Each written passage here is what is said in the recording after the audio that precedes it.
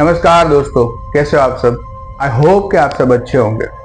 एक ऐसा घर दोस्तों कि वो घर के बारे में गांव के अंदर ऐसी बातें चल रही है कि आज तक कोई भी बंदा उस घर के अंदर गया है तो वापस आया ही नहीं है। बातें ऐसी भी चल रही है कि उस घर के आगे एक ऐसा काला दरवाजा है कि आप वहां पे जाओ तो ऑटोमेटिकली वो खुल जाता है और अंदर जाने के बाद वापस तो कभी निकल ही नहीं पाता। सुरेश और उसके दोस्त ऐसी गलती कर बैठते हैं, वहां चले जाते हैं, घर का दरवाजा भी खुल जाता है, अंदर चला जाता है। उसके बाद उसके साथ ऐसे ऐसे इंसिडेंट हो रहे थे दोस्तों, उसको ऐसा लगा कि उन लोगों ने वहां जाके कितनी बड़ी भूल की है, क्योंकि वहां पे उसके साथ ऐसे खौफनाक चीजें हो रही थी, ऐसे मंजर हो रहे थे कि शायद वो लोग वहां से बच ही नहीं पाए। तो ये पूरा राज क्या था, ये घर कहाँ पे है और घर के अंदर ऐसी कौन सी चीज थी और ये सुरेश और उसके दोस्त वहां पे क्यों गए थे, ऐसी क्या मजबूरी थी, ये सारा इंसिडेंट मैं दोस्तों आपको बताऊं। उससे पहले आप लोगों के पास भी ऐसा कोई भी रियल इंसिडेंट हो, अगर चाहो कि लोगों के साथ शेयर करने के बाद उसमें थोड़ी सी अवेयरनेस फैले, तो बिना देरी के मुझे शेयर कर दीजिए मेरे इंस्टाग्राम और मेरे ईमेल आईडी पे। और दोस्तों मेरी एक छोटी सी रिक्वेस्ट होती है आप लोगों से कि आप चैनल पे नए हो तो लाइक करो, शेयर करो और सब्सक्राइब भी करो, क्योंकि आप सब्सक्राइब करते हो तो उससे हमारा मोटिवेशन ज़्यादा बढ़ता है। तो सीट बेल्ट बांध लीजिए, क्योंकि हम लोग चलेंगे एक खौफनाक रास्ते की ओर। तो बिना देरी के लेट्स स्टार्ट द वीडियो।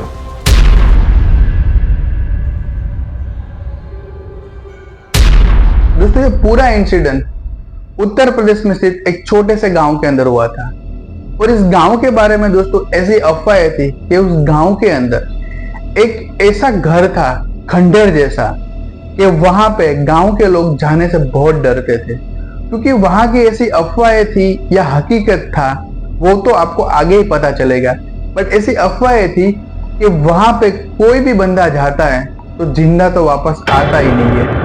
और आज तक जितने भी लोग वहां उस घर के अंदर गए तो वापस तो आए ही नहीं है, क्योंकि कहा तो ये भी जाता है कि वहां पे जो घर है उसके आगे जो मेन गेट है वो पूरा काला है।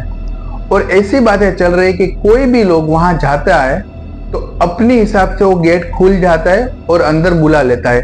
अब वो अंदर क्यों चला जाता है, सामने कौन होता है, किस हिसाब से जाता है, वो सारी बातें गांव वालों को ज्यादा पता नहीं थी। और एक दिन दोस्तों ऐसा हुआ कि जो सुरेश है अपने गांव आया था अपने दादा दादी को मिलने के लिए। उसके बाद वो क्या करता है कि अपने जो दोस्त है उसको भी वो मिलने चला जाता है और रात को सारे फ्रेंड ऐसे ही बैठे थे। उसके बाद सुरेश ने उसके फ्रेंड को पूछा कि यार वो जो घर पड़ा है वो ऐसा खंडर पड़ा है, वहां पे कोई लोग क्यों नहीं जाते हैं, वहां का राज क्या है, कुछ पता है तेरे को।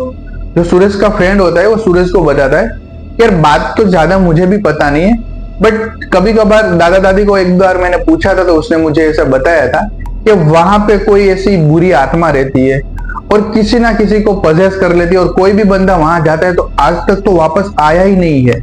बट ऐसी बातें चल रही है और दादा दादी के टाइम से ऐसी चल रही है और आज तक कोई गांव का बंदा वहां तक गया ही नहीं है। या दूर से हम लोग जहाँ पे बैठे हैं वहां से देखता रहते हैं सब लोग, और देखने के बाद वो लोग चले जाते हैं। और गांव के बारे में ऐसा भी कहा जाता है कि गांव के बहुत सारे जो लोग हैं उसने कभी कभी उस काले दरवाजे के पास कोई ऐसी औरत भी दिखी है और जो काला दरवाजा है वो ऑटोमेटिकली आधा खुला हुआ होता है और वहां से कोई ऐसी औरत सबको बुलाती है, ऐसा सबने बताया है। बट आज तक जो भी गया है वो वापस तो आया ही नहीं है। बट क्या यार, छोड़ना ये सब बातें तू क्यों कर रहा है। उसके बाद सुरेश बोला क्यों ना यार हम लोग जस्ट वहां देख के आते हैं, क्योंकि ऐसा कुछ होता नहीं है, सारा भ्रम होता है। तो उसके फ्रेंड भी बोले नहीं यार यहाँ पे कोई लोग वहां जाते नहीं है तो हम लोग वहां पे क्यों जाए। क्योंकि इसीलिए बोल रहा हूँ यार कि चलते हैं, क्योंकि वहां जाएंगे तो पता चलेगा और कुछ नहीं होगा तो हम लोग गाँव वालों को बता देंगे कि यहाँ पे कुछ नहीं, आप लोग फालतू में डर रहे हो।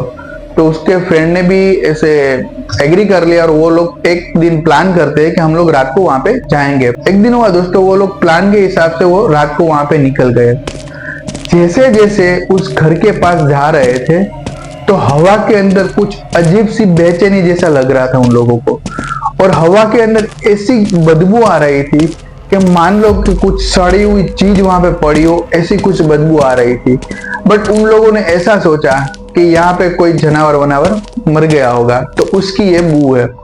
फिर भी वो लोग आगे जाते, और जैसे जैसे उस घर के नजदीक जा रहे तो वहां पे जैसे सामने देखा तो वहां पे एक बड़ा सा पेड़ था, और पेड़ की डालें ऐसी झूल रही थी मानो कोई अदृश्य शक्ति उसे झुला रही हो। और दोस्तों, क्योंकि मेन चीज यही थी कि उस टाइम के अंदर हवा तो चल ही नहीं रही थी, तो डाली ऐसे ऐसे क्यों झूल रही थी। फिर भी उन लोगों ने आया गया करके वो थोड़े आगे जा रहे थे, और चारों लोग को डर भी लग रहा था, और साथ में उसको एक्सप्लोर भी करना था कि अंदर कुछ है या नहीं है, या कोई फालतू में ऐसी बातें कर रहे हैं। वो लोग जैसे जैसे आगे गए और वो मेन जगह पे जो काला दरवाजा है वहां पे पहुंच गए। उन लोगों ने 2 से 3 बार ट्राई की, बट वो जो गेट था वो खुला ही नहीं। फिर सुरेश के दोस्त ने सुरेश को बताया कि अरे काम करते, सब लोग ऐसा बोलते हैं ना कि यहाँ पे कोई अंदर है, नॉक नॉक करते हैं, क्या बात है, शायद खुल भी जाए, अंदर कोई होगा तो खोल देगा। सुरेश ने बोला कोई बात नहीं है भाई। उसने नॉक किया 3 बार। जैसे ही नॉक हुआ उसके बाद पूरी सन्नाटा हो गया, मान लो हवा भी थम गई, क्योंकि अंदर से एक आवाज आई मानो के कोई चप्पल पहन के पैर घिस रहा हो, ऐसी आवाज आ रही। और चारों फ्रेंड एक दूसरे के सामने देख ही रहे हैं, और अचानक से जो पुराना दरवाजा खुलता है ऐसी आवाज के साथ वो जो मेन गेट था वो खुलता है। जैसे ही मेन गेट खुला, चारों लोग अंदर देखते तो उसका अंदर का जो नजारा था इतना भयावह था, क्योंकि उस घर के अंदर उसके सामने जो पेंटिंग थी, पेंटिंग के अंदर जो चित्र था, चित्र के अंदर जिसकी भी आंखें थी, वो आंखें देखने के बाद वो लोग वहां ही फ्रीज हो गए, क्योंकि वो आंख भी ऐसी भयावह थी कि मान लो कि वो पेंटिंग नहीं है, कुछ ऐसी अदृश्य शक्ति है कि वो वहां से हमें देख रही है। फिर भी वो लोग अंदर गए, उसके दिमाग में क्या आया या उसको क्या भ्रम हो गया, वो कुछ उसको पता ही नहीं। अचानक से वो चारों लोग अंदर चले गए। जैसे ही वो लोग अंदर जाते हैं, ये सारी चीजें देखने के बाद वो वैसे ही डर रहे थे, और अचानक से पूरा इतना सन्नाटा हो गया। जो विंडो थी, विंडो में से एयर आ रही थी हल्की हल्की, उसकी सुरसुराहट भी उसे सुनाई दे रही थी। और ध्यान से उसको सुनने के बाद ऐसा लगा कि जो पुरानी चेयर होती थी झूले वाली, ऐसे झूलती है बिना हवा के, वो कैसे झूल रही थी, और इसकी आवाज भी आ रही थी। और ये आवाज सुनने के बाद चारों के पैरों तले से जमीन चली गई। और उसके बाद दोस्तों, उन लोगों को ऐसा लगा, क्योंकि जो बाहर का टेम्परेचर था बहुत गर्मी वाला था, और जैसे ही अंदर आ गए तो अचानक से मानो कि कोई ऐसे के अंदर आप चले गए हो, इतनी ठंडी थी, इतनी ठंडी थी, और एक दूसरे के सामने देख रहे थे, और चारों को ऐसा लग रहा था कि कोई उसे देख रहा है और उसके अगल बगल में ऐसे घूम रहा है। और उसके बाद दोस्तों, जो इंसिडेंट उसके साथ जो स्टार्ट हो गए, वो इंसिडेंट के लिए वो लोग रेडी ही नहीं थे, क्योंकि वो जो इंसिडेंट ही कुछ ऐसे थे कि उसकी आत्मा बाहर निकल के वापस उसके अंदर आ गई, ऐसे इंसिडेंट थे। क्योंकि ऐसा हुआ कि वो जो चेयर देख रहे थे वहां पे जो ऐसे झूल रही थी, चेयर के पास से ऐसी कोई हवा आई और उन लोगों को धक्का दे दिया, और धक्का देने के बाद जैसे ही वो सामने चले गए, उसके बाद वो गिर गए। गिरने के बाद जब वो वापस से खड़े होते हैं, चारों लोग एक दूसरे को पूछते हैं यार क्या हुआ क्या हुआ, पता ही नहीं चल रहा, ऐसे ऐसे हड़बड़ी में। उसके बाद अचानक से उन लोगों की नजर जो दीवारें थी उसके ऊपर पड़ी, क्योंकि दीवारों पे खून के धब्बे थे, किसी के हाथ के निशान थे। जब वो लोग अंदर आए थे तब कुछ नहीं था, और अचानक से दोस्तों वो सारी दीवारें थी उसमें से पानी ऐसे टपकने लगा, मान लो कि अभी थोड़ी देर के अंदर उस घर के अंदर पूरा पानी पानी हो जाएगा, ऐसी पानी की दौड़ चलने लगी वहां पे। फिर वो इतना डर गया, इतना डर गया, और उस जो सुरेश था, सुरेश के हाथ से वो फोन गिर गया और जैसे ही वो फोन लेने जाता है उसी वक्त ऐसी भयानक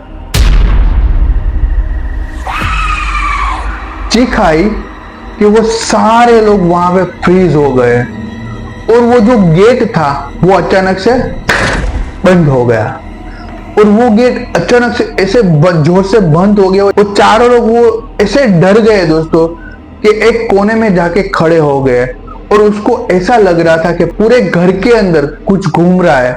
कभी उसके फ्रेंड के पास जाता है, कुछ वो फ्रेंड के पास जाता है, कभी सुरेश को ऐसा लगता है कि उसको कुछ छू रहा है। ये सारी चीजें हो रही थी तो उसका एक फ्रेंड था जोर से जय श्री राम बोलने लगा। जैसे ही ये सारी चीजें उसने स्टार्ट कर दी थी, साथ में उसके सारे दोस्तों ने, उसके साथ सुरेश ने भी जय श्री राम बोलना स्टार्ट कर दिया। तो अचानक से जो वो काला गेट था वो खुल गया। जैसे ही गेट खुला वो वहां से इतनी तेज भागे हैं कि बाहर जाने के बाद वो घर पे पहुंच गए। घर पे पहुंचने के बाद किसी के साथ कुछ बात नहीं की और डर के मारे सो गए।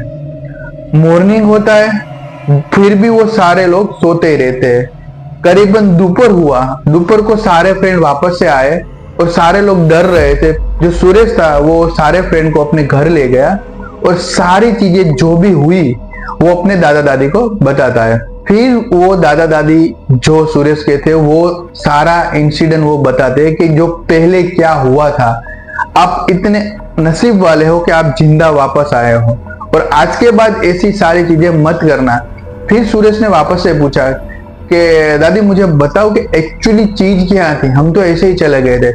फिर वो जो दादी बताती है वो सुनने के बाद आपके पैरों तले जमीन खिसक जाएगी। दादी जी बताती है कि वो जो पुराना खंडहर है वहां पे एक फैमिली रहता था। उस फैमिली के अंदर एक लड़की, एक लड़का और उसके मम्मी पापा सारे लोग रहते थे। फिर अचानक वो फैमिली के अंदर से जो मम्मी पापा और जो बच्चा था वो कहीं गायब ही हो गया। रातों रात पता ही नहीं चला कि वो कहाँ चला गया। उसके बाद जो लड़की थी इतनी पागल हो गई क्योंकि उसको भी पता नहीं था क्या उसके मम्मी पापा और उसका भाई कहाँ चला गया और वो पागल हो गई। पागल होने के बाद वो भी पता नहीं किस तरह से वो भी मर गई। ये सारी चीजें होने के बाद बहुत सारे लोग वहां से जब भी निकलते थे तो उसको कोई अंदर बुलाता था। तो मान लो कि उन लोगों को ऐसा लगता था कि अंदर कोई है तो बुला रहा है। जब भी कोई बंदा अंदर जाता है तो वापस तो आता ही नहीं है। तब से लेके आज तक वहां पे कोई बंदा नहीं जाता क्योंकि आज भी लोगों को ऐसा लगता है कि वो जो घर का जो मेन गेट है, काला दरवाजा, वहां पे कोई लड़की है और हवा में ऐसे हाथ घुमाते घुमाते सबको बुलाती है और जो भी गया वो वापस तो आया ही नहीं।